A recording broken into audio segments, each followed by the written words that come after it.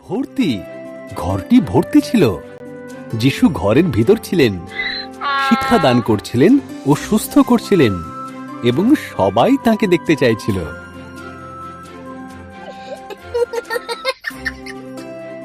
কয়েকজন লোকের একজন বন্ধু ছিল যে হাঁটতে পারত না। তাদের বিশ্বাস ছিল যে যিশু তাকে সুস্থ করতে পারেন। তাই তারা তাকে একটা মাদুরে করে ওই ঘরে নিয়ে গেল।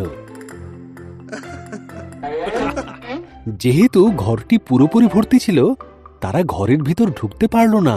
সুতরাং তারা তাদের বন্ধুকে নিয়ে ওই ঘরের ছাদের উপর উঠে গিয়ে ছাদ থেকে টালি সরাতে শুরু করলো। তারা ঘরটির ছাদের উপর একটি গর্ত বানালো। ঘরের ভিতরে সবাই উপরের দিকে অবাক হয়ে তাকালো। তখন তারা তাদের বন্ধুকে সেই ঘরের ভিতরে ভিড়ের মাঝখানে নামিয়ে দিল।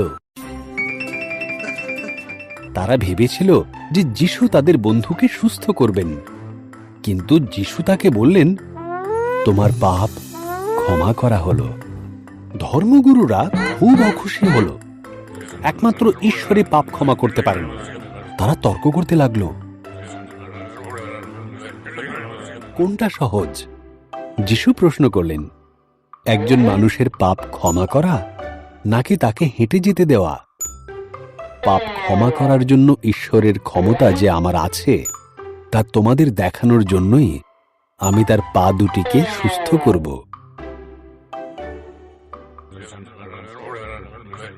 তোমার মাদুর নাও আর হেঁটে ঘরে যাও।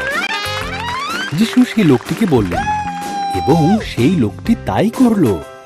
তার বন্ধুরা আনন্দ করতে লাগলো এবং প্রত্যেকে আনন্দ করল। এখন সেই ঘরটি প্রশংসায় ভরে গেল।